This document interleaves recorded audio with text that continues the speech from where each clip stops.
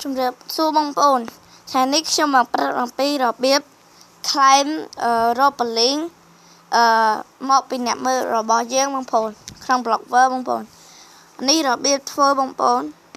ចូល Blogger មក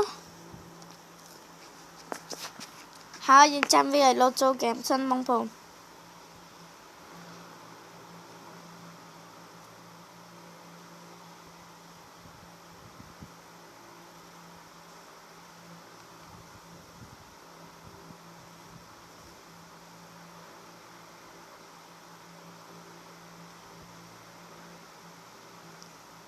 លោតទេបងប្អូន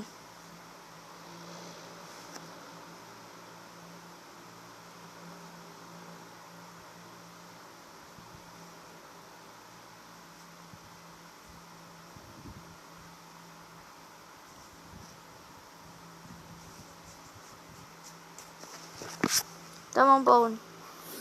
យើងចុចចូលទូរស័ព្ទចុច video channel ហើយបងប្អូនចុចកន្លែងមីនេះបងប្អូនចុចលើនឹងមកនេះវានឹងចេញកន្លែងហ្នឹងហើយនេះជាកន្លែងខ្លែងយើងបងប្អូននៅពេលដែលយើងបាន1 view វានឹងបាន1 រ៉ូបលីនដូចគ្នាបងប្អូនបាយបាយជម្រាបលា